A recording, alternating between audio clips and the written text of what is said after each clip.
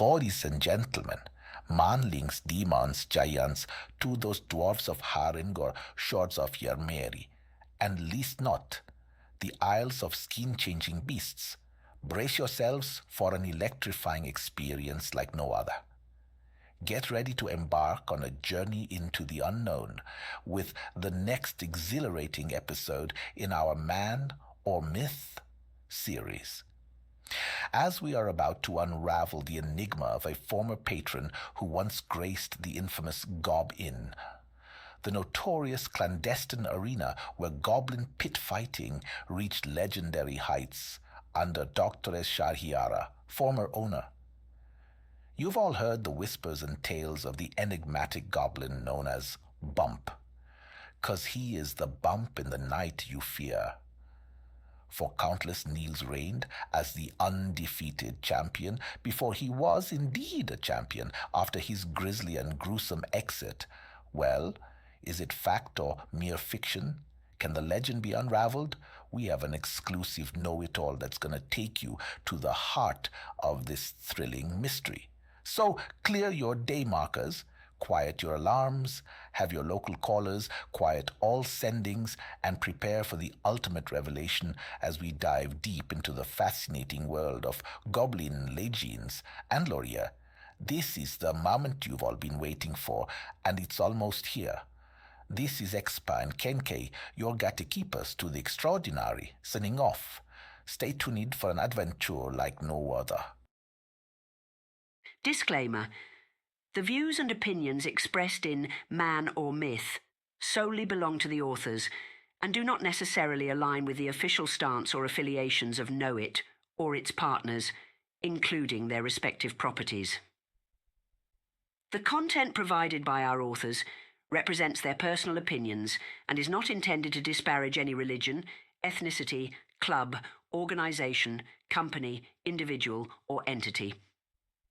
In today's feature, Man or Myth, Bump, Champion of Bars, we delve into the intriguing story of the goblin known as Bump, his experiences at the notorious Gobb Inn, and the astonishing claims surrounding his possible connection to Maglubiyet, the ancient deity of Bars, 6 of Strife. Okay, now, I wouldn't call Peggy a liar, or at least he's never lied to me. But Peggy has a fondness for tales, if you know what I mean. And this one starts with what Peggy once told me. Picture this. One fateful afternoon up in the Black Peaks, just outside the mouth of a cave entrance leading toward the Underdark. Peggy recounted a curious scene. 3 lone goblins engaging in a heated conversation. Their names were Snarky, Tong, and the central figure of our story, Liver. You might know him better as Bump, but back then, he was just Liver. Now, Liver, well, he was the sharpest, fastest, strongest, and maybe the tallest of the trio, here or there. But that day he was decidedly less attentive, that's for sure.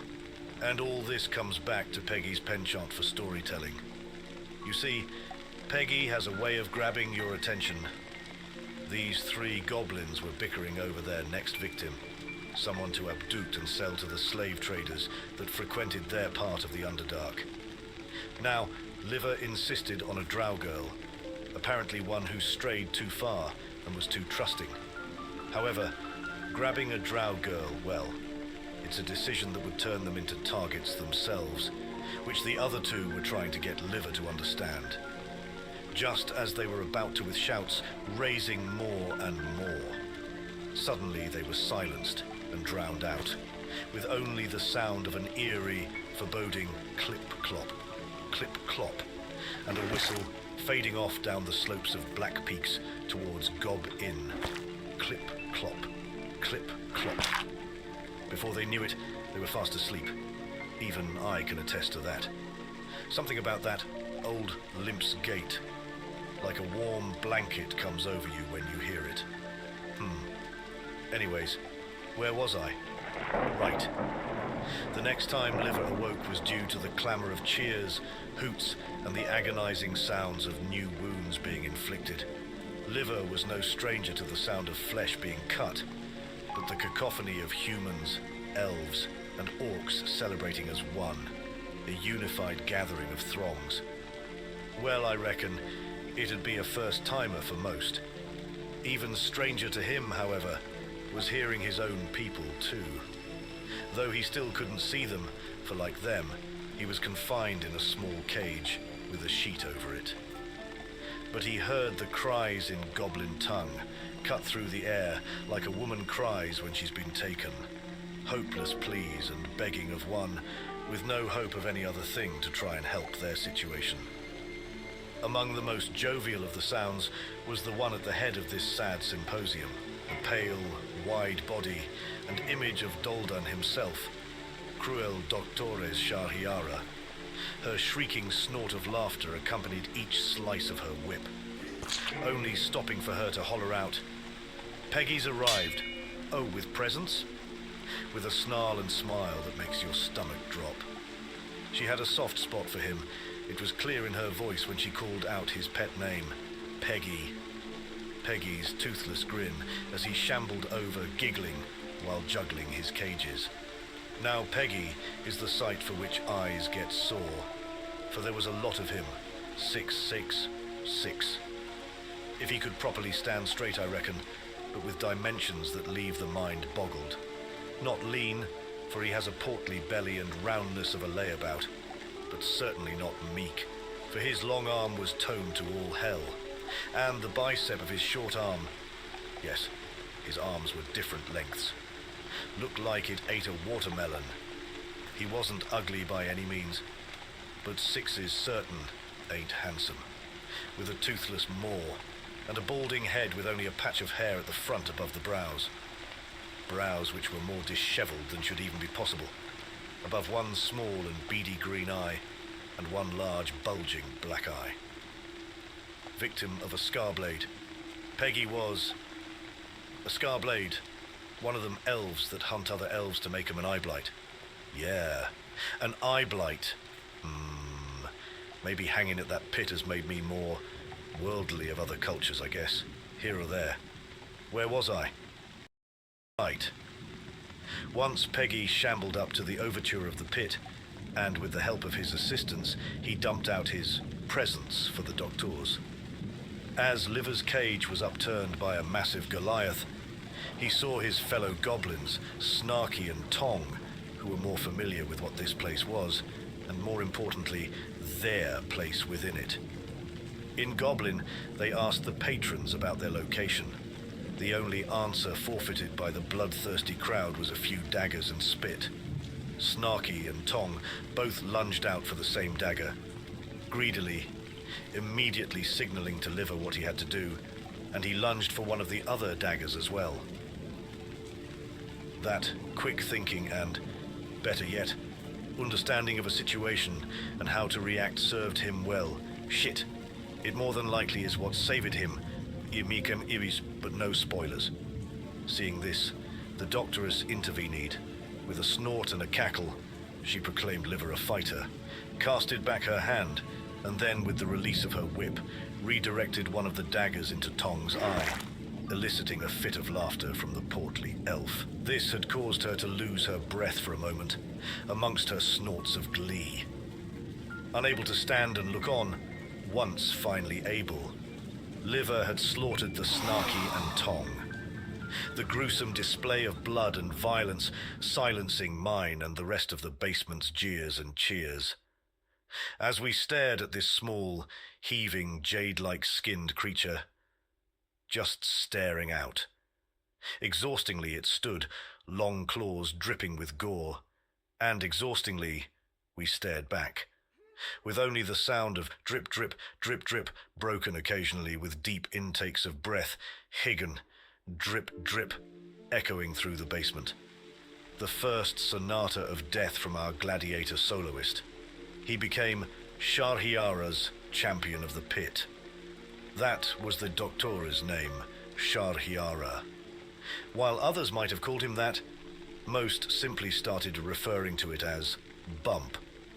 A deceptively simple and nowhere near adequate title for the unadulterated carnage he wrought.